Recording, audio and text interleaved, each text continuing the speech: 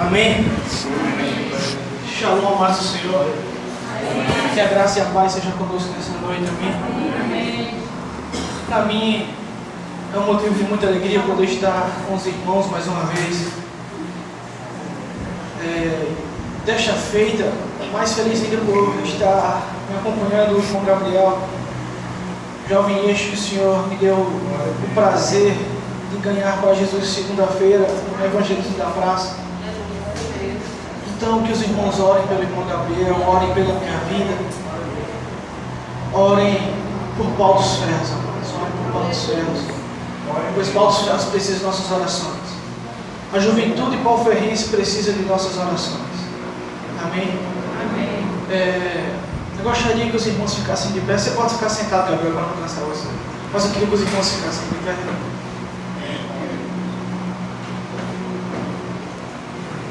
E como eu já falei para os irmãos, sempre que eu tenho uma oportunidade de pregar, eu sempre gosto de primeiramente adorar ao Senhor, porque Ele é digno da honra, glória e louvor. Amém? Santo, Tu és santo, Senhor, Tu és o meu amor maior. Santo, Tu és santo, Jesus, Tu és o meu amor maior. Cante comigo, igreja, vai. Santo, Tu és santo, Jesus, Tu és meu amor maior. Glória a Deus. Santo, Tu és santo, Jesus, Tu és o meu amor maior. Canta com teu coração. Santo, Tu és santo, Jesus, Tu és o meu amor maior. Sim, Senhor, Tu és o nosso amor maior. Pedro disse ao Senhor, quando o Senhor despediu os outros discípulos, perguntou: Tu não queres ir também? E ele respondeu: Senhor, para onde iremos se só Tu tens as palavras de vida eterna, Senhor? Para onde iremos nós se só o Senhor tem as palavras de vida eterna? Para onde iremos nós, Senhor? Tu és o nosso refúgio, Tu és a nossa fortaleza, Tu és, Senhor, o nosso porto seguro, a nossa rocha na palavra. Guarda-nos, Senhor, guarda-nos. Ainda que eu ande pelo vale da sombra da morte, eu não temerei, pois comigo está. Ainda que eu ande pelo vale da sombra da morte, eu não temerei, pois comigo está. Eu não temerei, pois comigo está. Eu apresento, Senhor, a Tua igreja, Senhor. Receba a nossa adoração, Senhor. Receba o nosso culto. A Ti seja a honra, a glória e o louvor. Amém? Abram as nossas Bíblias no livro do profeta Isaías. Fiquemos em pé, irmãos. Livro do profeta Isaías.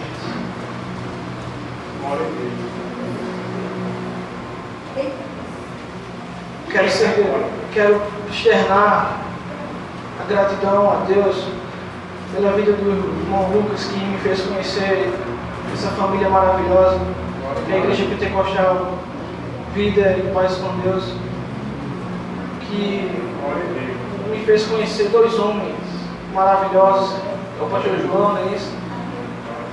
O pastor Antônio e o pastor Dernival. E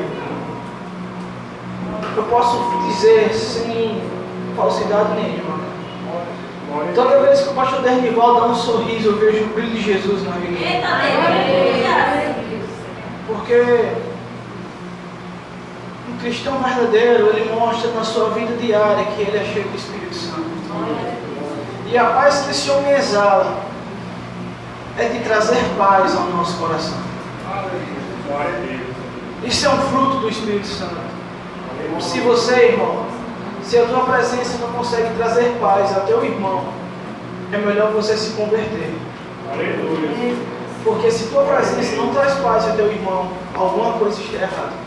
Amém. O pastor Dernival traz uma paz grande. A mansidão do pastor Antônio é algo bonito. Até o jeito dele falar traz paz.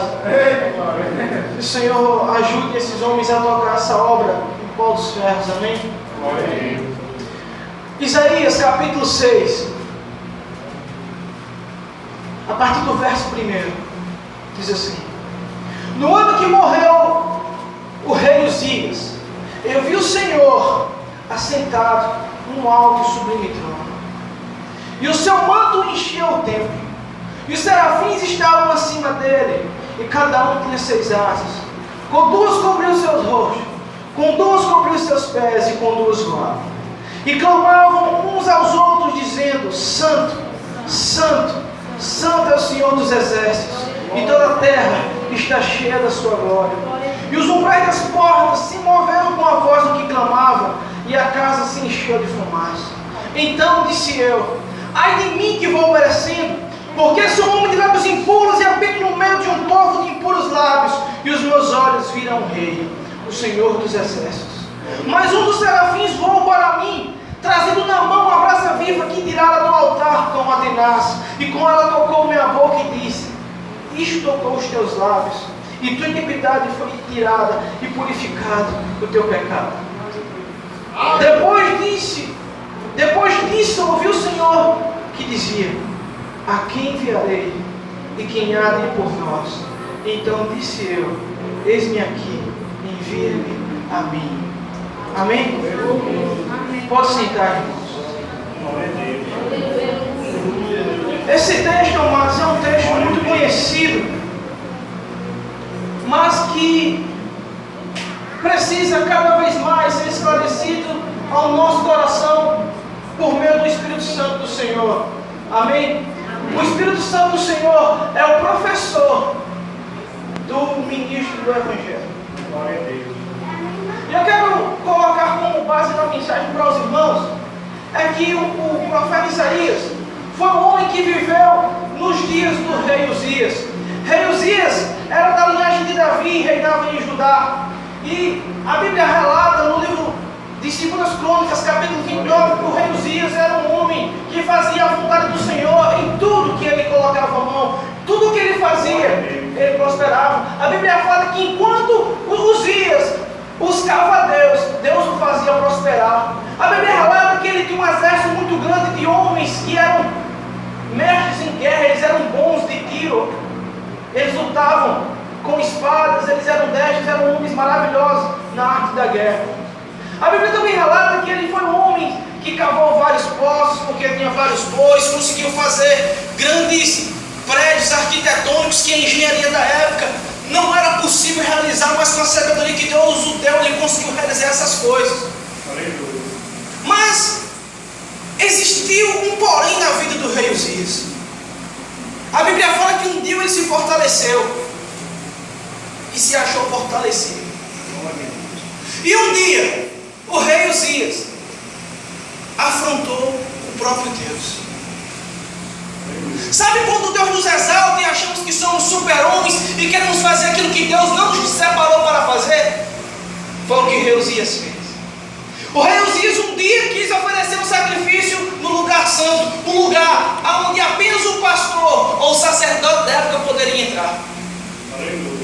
E ele pegou um incenso e queria oferecer incenso a Deus. E a Bíblia fala que o sacerdote Azarias saiu correndo atrás dele e disse: homem, não faça esta coisa, porque isso é loucura diante do Senhor. Não profane o lugar que é santo. E a Bíblia fala que ele se indignou muitíssimo e começou a badernar dentro da casa do Senhor. Ele fez uma agitação dentro da casa do Senhor. E a Bíblia fala que enquanto ele fazia aquela agitação, trouxe um rebuliço, uma bagunça dentro da casa de Deus. Sabe o que aparece na testa dele? Uma lepra. A Bíblia fala que lá no capítulo 27, no capítulo 28, 27, eu quero o nome, que a lepra é uma das pragas que Deus enviaria ao seu povo quando o tal se rebelasse contra ele. E o rei que Deus levantou para fazer a vontade dele, um dia se achou grande demais, se rebelou contra o próprio Deus, fazendo aquilo que Deus não o chamou para fazer. Eu vou te dizer uma coisa: toda igreja existe aqueles crentes que acham que são maior que o seu pastor. Então pense muito bem quem você vai tocar. Porque se você não chamou, não foi chamado para o ministério, não meta a mão no ministério de ninguém. Não meta a mão no ministério de ninguém.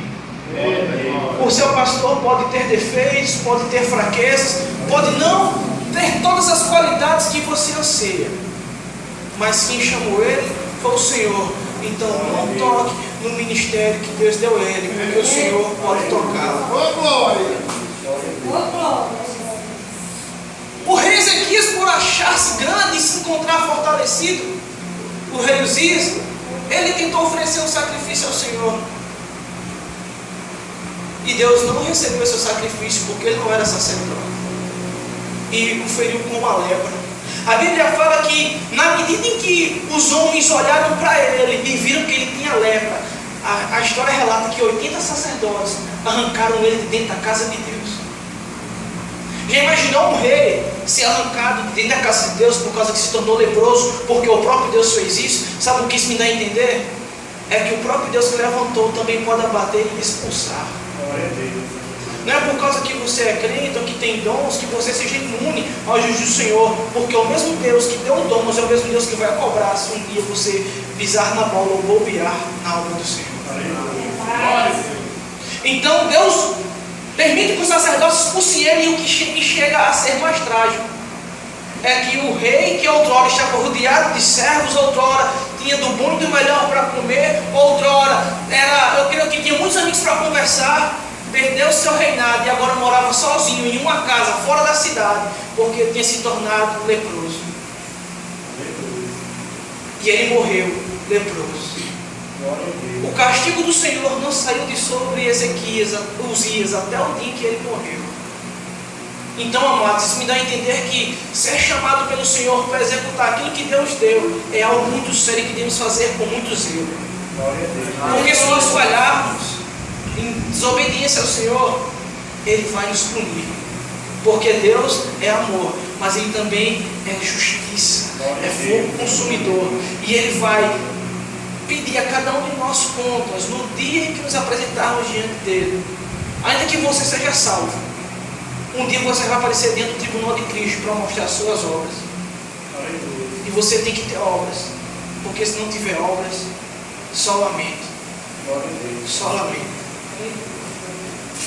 Então Uzias morre.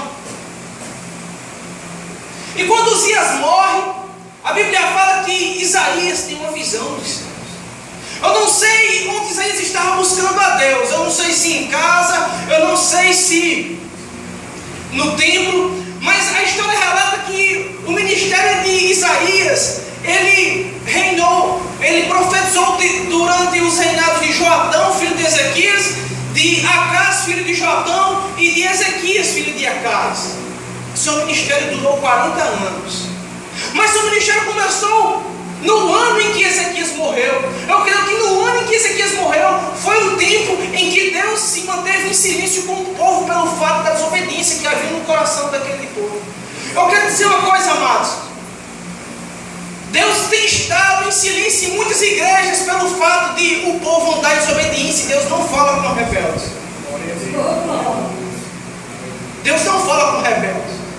A gente vê que do capítulo 1 até o capítulo 6 de Isaías, a gente não vê Deus falar com o povo. A gente vê Deus em silêncio. A Bíblia, o livro de Isaías não está escrito de forma cronológica. O chamado Isaías começa no capítulo 6. Apesar de no capítulo 1 Deus já começar a repreender Israel. Mas o chamado Isaías começa no capítulo 6. Então subentende-se que Deus estava em silêncio contra aquele povo que andava em rebeldia. Mas um dia Deus teve misericórdia. Enquanto Isaías orava, ele mostrou o lado de dentro dos céus para Isaías. Porque ainda que exista uma cidade inteira corrompida, se um justo buscar o Senhor, ele se deixará encontrar. Porque foi isso que ele prometeu a Moisés: Moisés, então ireis e me achareis quando me buscares de todo o vosso coração, de toda a vossa alma, com toda a vossa força e com todo o vosso entendimento. Isaías, vendo que a morte do rei tinha trago um grande prejuízo para Israel, ele se pôs em oração ao Senhor e ele diz: no ano da morte do rei Uzias, eu vi o Senhor assentado num alto e sublime trono. A primeira coisa que ele faz questão de destacar é que o trono do Senhor é alto. O trono do Senhor está acima do trono de Uzias, está acima do trono de Joatão, está acima do trono de Acais, está acima do trono de Ezequiel. O trono do Senhor está acima do trono de Barack Obama, de Dilma, de Temer, de quem você pensar que esteve. O trono do Senhor é alto.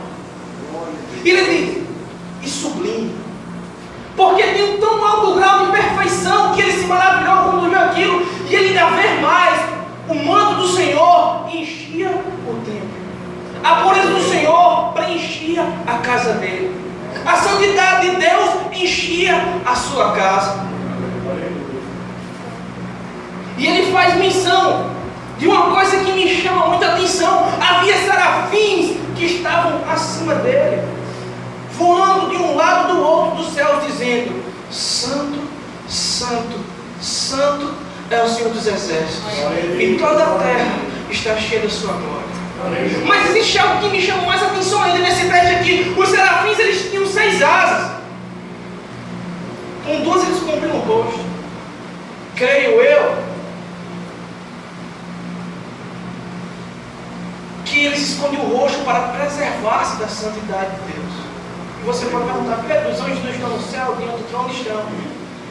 E por que eles escondem o rosto? Porque o profeta Jó disse: aos seus olhos, nem os seus anjos são puros.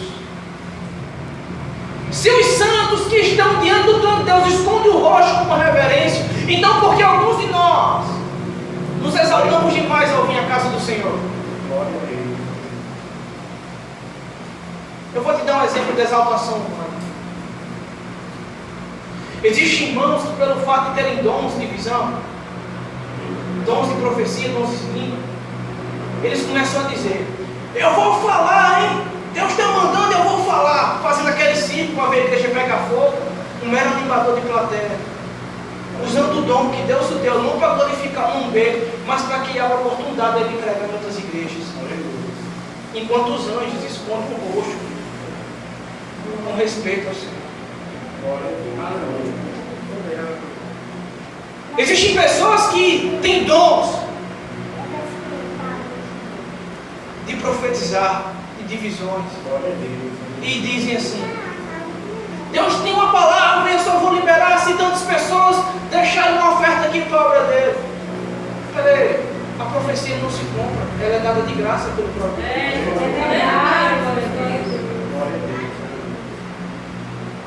Aqueles anjos estavam adorando diante do trono e eles escondiam o rosto, porque eles sabiam que mesmo estando no céu adorando diante do trono, eles não eram puros o suficiente para estarem diante de Deus. Então por que a igreja terrena, cheia de pecadores, se exaltam na roupa em que veste, na Bíblia que carrega, nos amigos que tem, na igreja que congrega? Eu fico a pensar o porquê que, se nós somos crentes, não copiamos a adoração dos anjos. De vez em quando eu vejo alguns vídeos na internet e eu vejo que algumas igrejas têm alguns corinhos e algumas músicas e as pessoas começam a pular, começam a rodar, começam a fazer não sei o que. Eu pergunto: se Deus desceu, está visitando o povo, então por que o povo não reverencia Deus de joelhos, com temor, com respeito?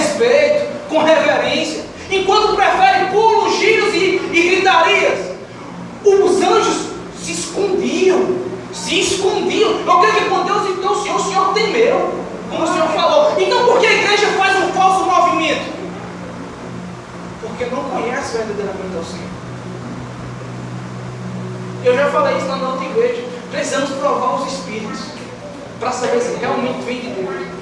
Porque o Espírito Santo de Deus jamais vai afrontar a si mesmo, que é o próprio Deus. A Bíblia fala que com duas eles cobriam os seus pés. Eu não sei porquê, mas eu não sei porque eles escondiam os pés, mas eu posso deduzir que eles escondiam os pés para não fazerem como Lúcifer, andarem em caminhos errantes de soberba e pecarem contra Deus e serem expulsos dos céus. Ou seja, ainda que eles sejam anjos e estejam nos céus, eles não estão livres de pecado, porque o pecado não nasceu na terra, o pecado nasceu no céu. Quando Lúcifer estava no jardim de Deus, é só ler Ezequiel capítulo 28, você vai ver isso lá. Eles se guardavam para não pecar contra Deus, ainda que estivessem na sua presença. E com duas voavam. Eles não cobriam o seu dorso, eles não cobriam o seu tórax. Sabe para quê? Para que Deus visse que o coração deles estava totalmente voltado para Deus. Que tudo que eles falavam vinha daqui, do coração, do íntimo do ser deles. Então, na medida em que os anjos adoravam, a Bíblia fala que a casa se enchia de fumaça, ou seja, a glória de Deus se manifestava nos céus e fazia o templo tremer. A presença de Deus, quando era invocada, ele se manifestava em meus anjos e a casa tremia. E o profeta Isaías disse: então disse eu, ai de mim que vou perecendo.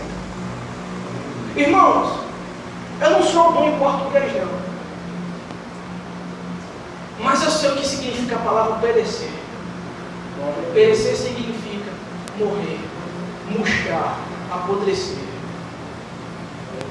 Quando Isaías viu o trono de Deus, e Deus assentado no trono, e os anjos adorando, dando a devida glória que ele merecia, e quando a glória de Deus se manifesta, e vai de enquanto Isaías diz: ai de mim, que estou morrendo. Porque são homens de lábios impuros e habitam no meio de um povo de impuros lábios. Irmão, sabe o que eu não entendo aqui também? É que se nós somos crentes, como dizemos que somos, porque quando Deus se manifesta, nós não reconhecemos a nossa pecaminosidade e continuamos a viver a vida que temos. Glória a Deus, aleluia.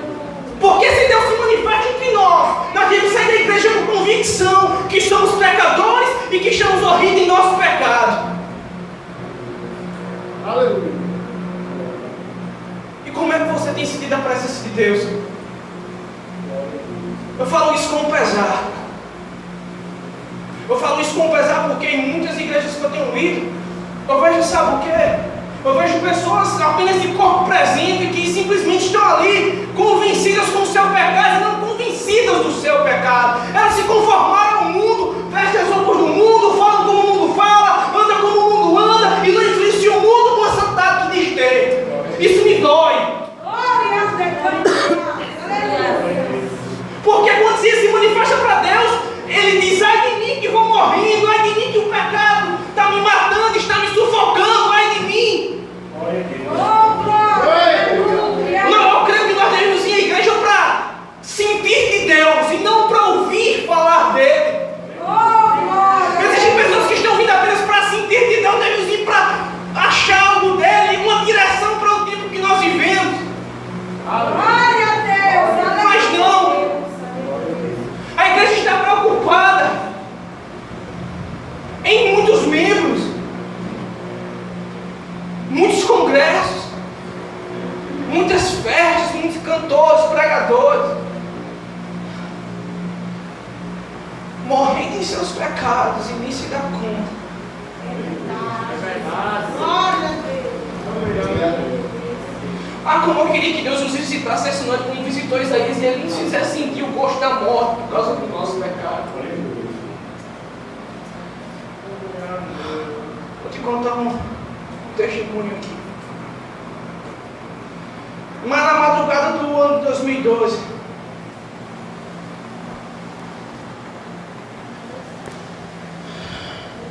Dois anos depois de eu ter me convertido, o Senhor me permitiu ter uma visão que me espantou. Por volta das 4:30 da manhã eu tive um sonho em que um homem vestido de preto, com uma capa na cabeça, passava por mim na rua da casa da minha avó e dizia assim: eu queria você, mas você eu não posso tocar. Mas eu posso entrar dentro da casa da tua avó e neles eu posso tocar. Então quando eu acordei de madrugada, eu acordei com um aperto no coração. Sabe quando a gente sabe que algo ruim vai acontecer? A gente sente que algo ruim vai acontecer. Só que eu pensei, não, é só um pesadelo. É só um pesadelo. Então eu tive o meu dia inteiro normal. Fui para a escola, quando cheguei da escola, almocei, fui dormir. E quando eu dormi na parte da tarde, o sonho parou de onde continuou. Continuou de onde parou. Eu vi aquele homem de capa preta sair da casa da minha avó, parar no mesmo lugar onde nós estávamos conversando, e ele disse: eu não consegui tocar em você, porque o homem lá de cima não deixou, mas eu toquei em quem você tanto amava.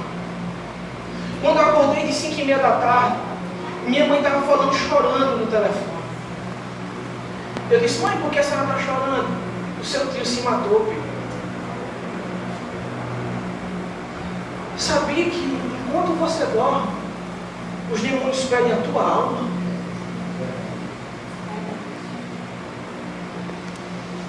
Lembra do homem rico lá de Lucas 20:18? Que ele disse: alma, folga, come, bebe, descansa, porque eu tenho riqueza para muitos dias. O que é que Deus disse? Homem louco, mal sabes tu que hoje me pediram a tua alma. Sabe o que eu entendi?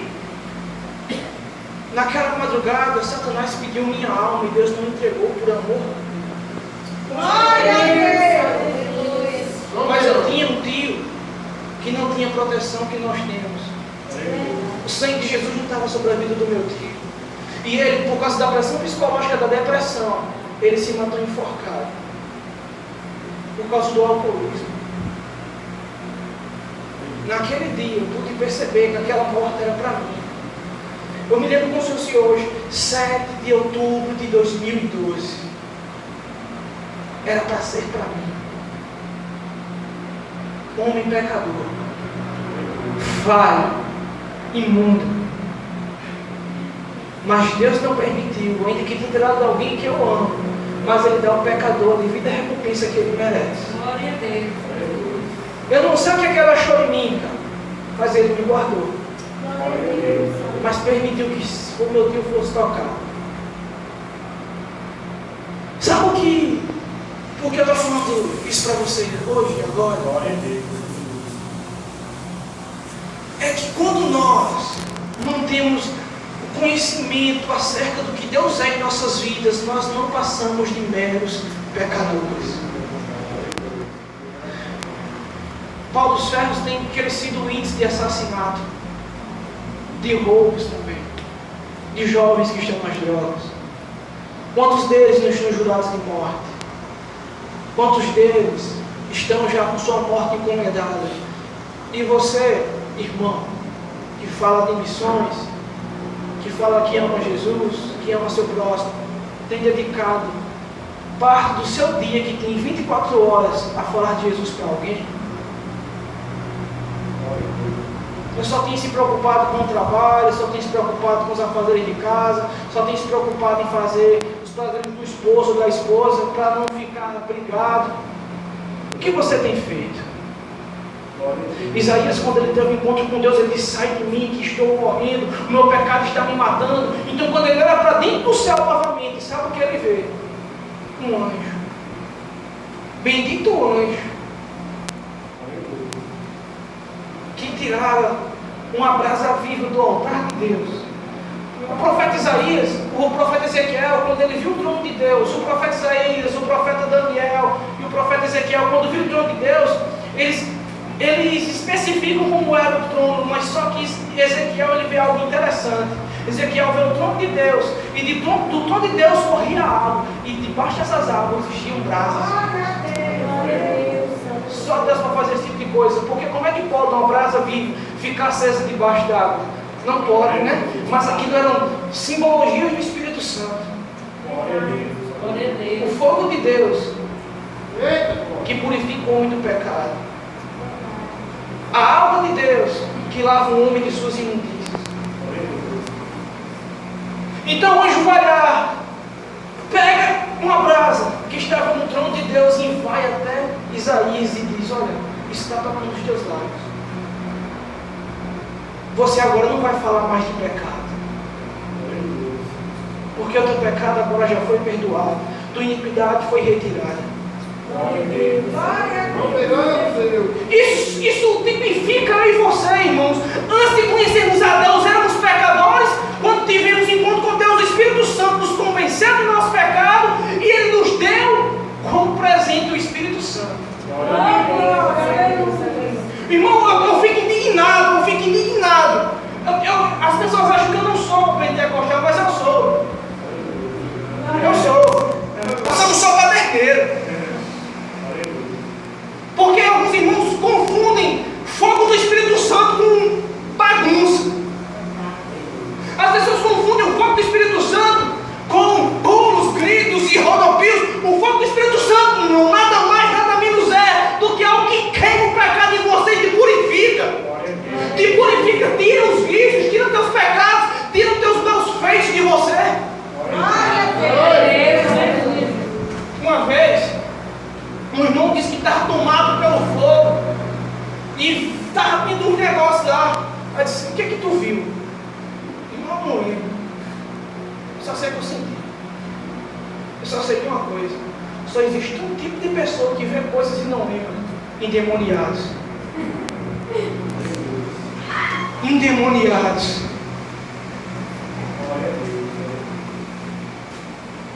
Endemoniados. Porque se o Espírito Santo tomou posse em você, Ele vai te mostrar coisas do céu, para que você testemunhe para os irmãos, para edificar a igreja.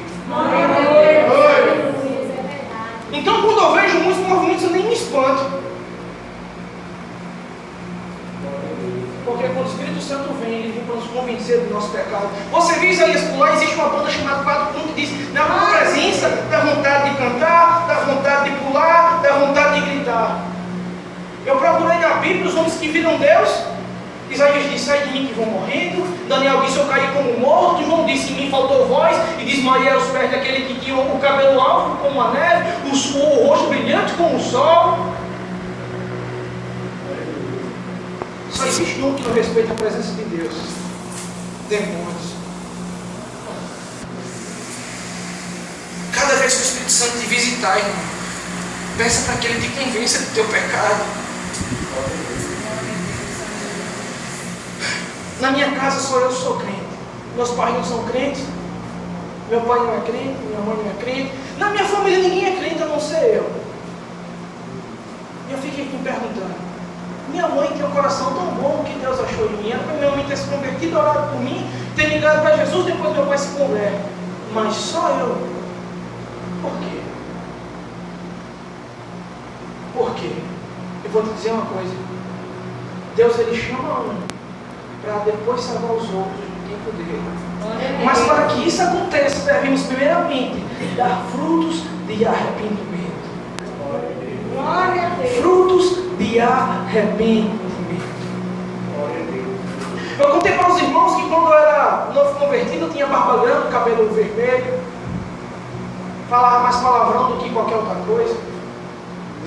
Os irmãos vinham falar comigo, eu fazia gestos obscenos, porque afinal eu achava que eu ia ser um cristão radical. Mas ainda bem que o Espírito Santo se aperfeiçoa, sabe? Ainda bem. Porque senão mais espantaria do que traria. E o que acontece? Eu quero ensinar isso para os irmãos, para que os irmãos, quando ganharem um jovem para Jesus, e ele tiver uma vida totalmente torta, vocês não matem ele. Quando eu me converti, eu tinha mania de ler 40 capítulos da Bíblia por noite. Eu queria terminar a Bíblia. As pessoas diziam: a Bíblia termina em um ano. Eu disse: eu vou ler em 3 meses. Eu li em 3 meses. Lia 40 capítulos todo dia. Pô, se tu vai ficar doido, menino, eu vou ler. Então, eu fui vendo as coisas que estavam escritas. Então, o próprio Deus, Ele foi me enquadrando naquilo que está escrito. Não é a doutrina da igreja que liberta, não é a pregação que liberta, mas só o Espírito Santo conversa sobre o pecado. Então Deus foi me moldando. Foi mudando meu modo de cortar o cabelo, o jeito de pintar o cabelo, o jeito de usar a barba. Hoje eu estou sem barba, por causa que meu trabalho não me permite usar barba. Mas eu amo barba. Uma vez disseram, irmão, você sabia que barba é falta de higiene? Rapaz, se é falta de higiene, então eu já sei que os judeus eram o povo mais celoso que existia com o próprio Deus. É porque, irmão, porque o próprio Deus disse que um homem que não tivesse barba grande era desonroso e estava em pecado. Vocês lembram de quando Davi foi mandar alguns soldados dele conversar com o rei lá? O rei pensou que Davi queria a guerra, aí foi e mandou cortar as calças de Uzapaz, os mantos de Uzapaz até aqui, e mandou raspar a barba, e eles ficaram trancados dentro do mato até a barba crescer, o cabelo crescer, e mandou pegar as roupas novas, por causa que barba era motivo de honra, de dignidade. Antigamente, um respeitava outro por causa do bigode, né? Hoje em dia, ninguém mais respeita nem pela moral que tem. Nós precisamos tirar esse preconceito também. Não é por causa que uma pessoa tem barba grande que ela é cebosa, que ela é vagabunda, não. Mas o Espírito Santo se aperfeiçoa naquela pessoa. Se Deus quiser que ele tenha barba, não vai ter. Se quiser que tenha, vai ter. Deus aqui se aperfeiçoa na pessoa, mas sim dá o ponto. Deus foi me moldando, certo? E o que mais me choca em Isaías aqui é que parece que eu vejo eu em Isaías. Por quê? Porque eu tenho convicção do que eu sou. Pecador, falho, pobre, cego e mudo. E que só tem uma coisa que pode me fazer estar alinhado à vontade de Deus: o Espírito Santo. O Espírito Santo que Paulo também fala na carta aos Efésios, que é o selo da nossa salvação. O Espírito Santo que Jesus diz que se nós não tivermos Ele, não nascermos do Espírito, não podemos entrar no reino. O mesmo Espírito Santo que foi enviado para nos consolar e nos auxiliar em nossas fraquezas. O mesmo Espírito Santo que nos convence de nosso pecado. Isaías foi visitado pelo Espírito Santo e foi restaurado. Agora Deus faz uma pergunta nos céus. Sabe o que eu entendo aqui? É que Deus ele trabalha em organização. Toda vez que Ele vai decretar algo, Ele se reúne. Quer que eu dê um exemplo? A primeira vez que eu encontro na Bíblia uma reunião nos céus é na criação do homem. Quando Deus diz que nós somos o homem, nossa imagem e semelhança, certo? A segunda reunião que eu vejo nos céus é quando Deus quer matar Acabe. Ele não profetizou por meio de Elias que mataria Acabe. Então no dia que chega a morte de Acabe, Deus se reúne nos céus e pergunta: como mataremos Acabe? E a Bíblia diz, um anjo dizia um, o outro dizia outro, mas aparece um espírito de mentira que diz: eu sei. Satanás se apresenta diante do trono de Deus e diz: eu sei como matar Acabe. Deus diz: como? Eu serei um espírito de mentira na boca dos seus profetas. Então, irmão, toda vez que Deus ele se reúne nos céus, Ele vai decretar algo e Ele tem um conselho de anjos. Quando Ele diz: a quem enviarei e quem há de ir por nós, Ele não estava falando sozinho, Ele estava falando com alguém. Ele diz: a quem enviarei, quem há de ir por nós? Isaías diz o quê? Eis-me aqui, envia-me a mim. Deus, irmão, não purificou o teu pecado, não está te libertando, se não for para te enviar para pregar. Deus não está te purificando o teu pecado simplesmente para te dar o dom de sentar numa cadeira e ficar ouvindo os outros falarem. Deus não te deu o dom de vir para a igreja e ficar julgando o irmão pelo modo dele falar, pelo modo dele ser, pelo modo dele andar. Deus te chamou com a finalidade de enviar você para executar o trabalho dele. Essa foi a finalidade. Essa foi a finalidade. Lembra? Eu posso colocar a gente como aqueles desempregados que estavam na praça. Então o dono de casa veio pela manhã e chamou uns para trabalhar. Veio à tarde e chamou outros para trabalhar. Veio o finalzinho da tarde e nós estávamos lá, sem nada para fazer. E Ele também nos deu uma oportunidade de trabalhar. Aí o irmão diz: eu quero trabalhar para o meu Senhor. Fique perguntando: como é que o cara quer trabalhar para o Senhor? Só em casa, não faz nada. Ainda diz: o meu nome está escrito. Tá não, irmão. tá não. Não está. Me prove, Daniel capítulo 12, versículo 2 assim: e uns que dormiam no pó despertaram, uns para a vida eterna e outros para desprezo e vergonha eterna. E os sábios brilharão como o esplendor do firmamento, mas aqueles que a muitos conduziram à justiça brilharão para sempre e eternamente como as estrelas do céu. Logo, eu entendo que é salvo aquele que recebeu o amor de Deus e derrama o amor de Deus sobre a vida de outra pessoa. Se você apenas é uma pessoa que está na igreja, não evangeliza, não prega para ninguém, para nenhum pecador, sinto muito, velho. Se você for salvo, Deus, ele quebrou no protocolo, porque ele decide por todo mundo e prega o evangelho. Se você não está fazendo, irmão, por onde ganhar pessoas? Essa igreja é grande, eu quero aqui mais cadeiras, mas está faltando gente para colocar aqui, né, pastor? Eu creio que falta de ensinamento, não é. Mas o problema é que os crentes, eles estão dormindo, estão como as virgens, nem pega azeite e nem derrama azeite sobre outras pessoas. Vamos assistir hoje os padrões da moda, aprender como escandar. Vamos assistir hoje Karate Kid. Vamos assistir o jogo do Palmeiras, do Flamengo. Vamos assistir. Tem tempo para tudo. Tem para ir para a praça, tem para ir conversar com os amigos, tem para estar na internet. Mas para pregar, olha, irmão, estou tão cansado.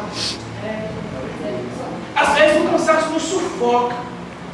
Mas eu creio que se nessas 24 horas você não parar para falar com teu colega de trabalho acerca de Jesus, é negar a responsabilidade que Deus te deu. Glória a Deus. Eu vou contar aqui um testemunho que eu sempre gosto de contar histórias. Eu lembro que eu estudava a quarta série. Nessa época eu não era crente também, tinha raiva de crente e não pensava em ser. E eu tinha um colega de trabalho, de escola, que vendia pão. Cuidado, irmão, nossas palavras têm poder. Isso que eu vou contar tem a ver com a palavra. Aí ele saía da escola e ia para a padaria pegar pão e vender na rua, empurrando um carro. Nesse dia ele ia ter que atravessar a BR para ir vender num sítio. Aí um colega nosso, que eu não vou citar nome, até porque se ele assistir esse vídeo, ele vai lembrar da besteira que ele disse e vai ficar traumatizado. Ele disse: ei, cuidado com o carro me atropelar. Brincando, coisa de moleque, coisa de menino. Quando esse meu amigo ia atravessando a BR, sabe o que bateu nele? Uma Kombi. Bateu nele. Torou ele no meio.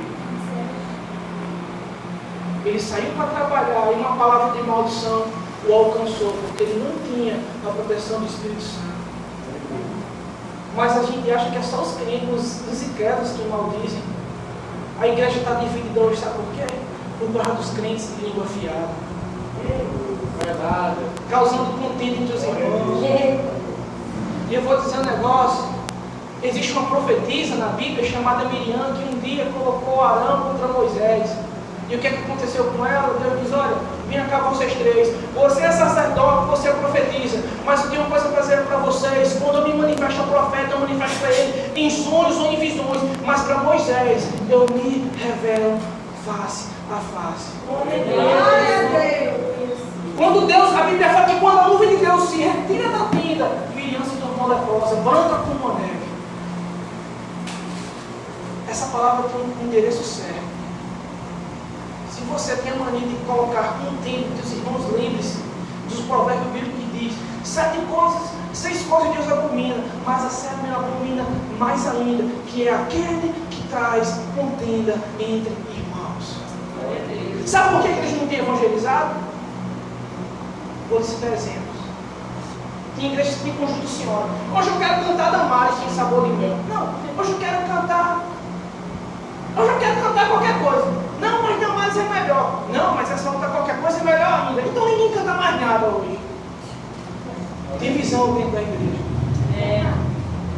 É aqueles irmãos que acham que teve um dia que o irmão estava pregando essa maneira. E eu tentando entender o que ele estava falando. Aí o outro chega assim: eu faço melhor que isso. Disputa no ministério para ver quem prega melhor, quem fala melhor, quem tem mais unção, Isso corrompe. E Deus está perguntando: a quem enviarei? Quem há de ir por nós? O pó dos céus está se perdendo. As jovens estão se prostituindo. Os jovens estão se drogando. Os casais estão se separando. Os assaltantes estão roubando. Os assassinos estão matando. E a igreja dividida, morta, amante da carne. Eu não queria falar essas coisas. Eu queria dizer, sabe o quê?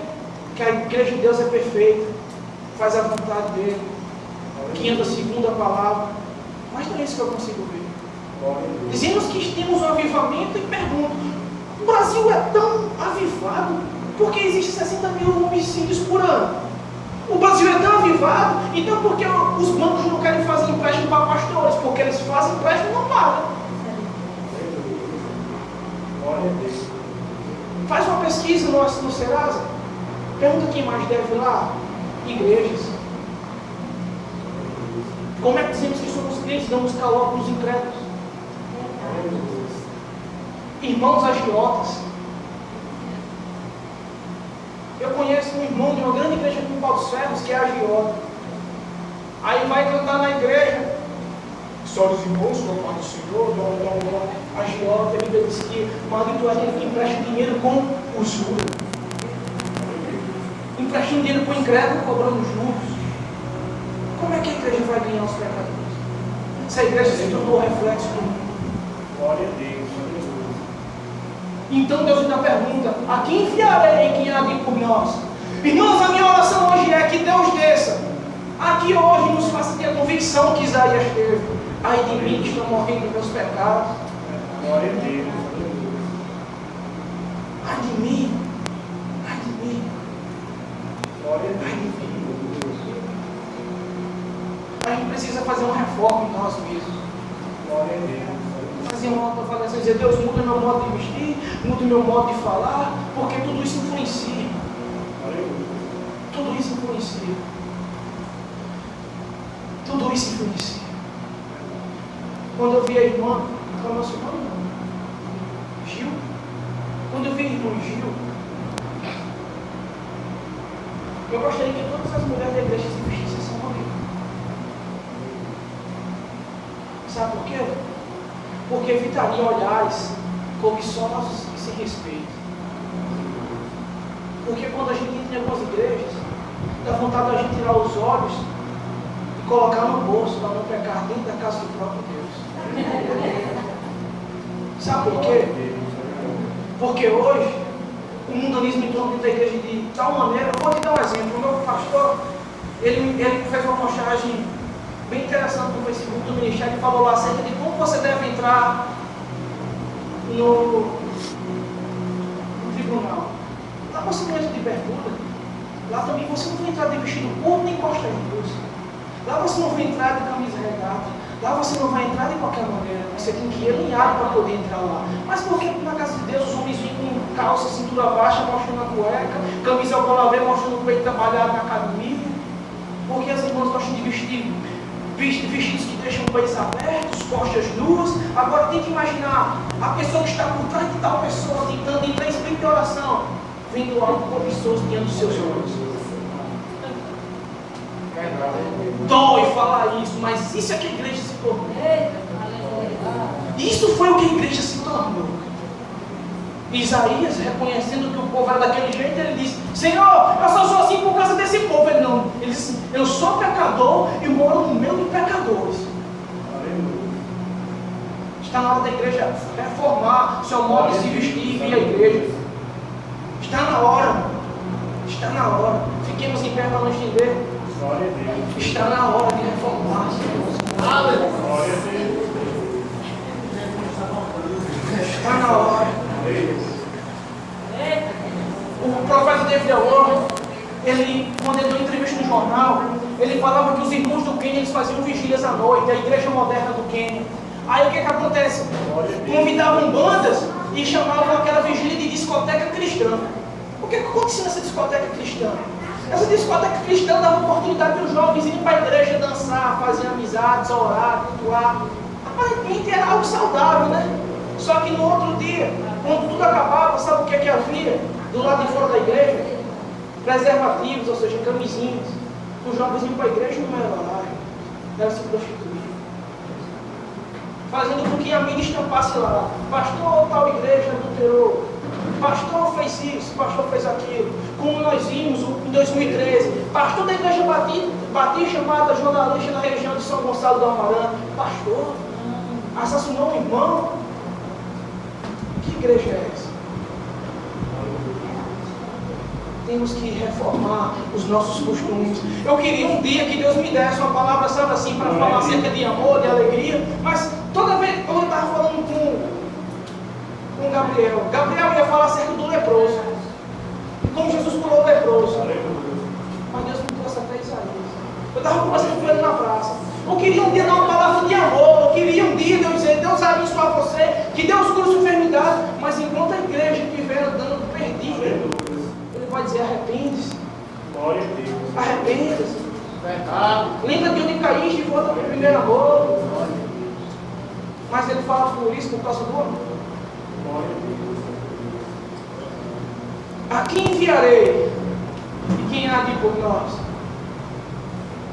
Quantos querem ir por Ele? Quantos querem ir por Ele?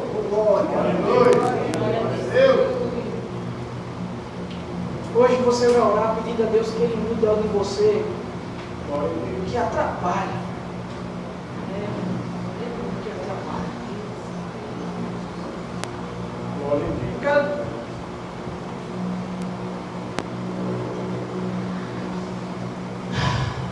Irmã Ruth, talvez algumas coisas em você, coisas passadas, façam você pensar hoje que o dom que Deus deu foi retirado ou foi apagado.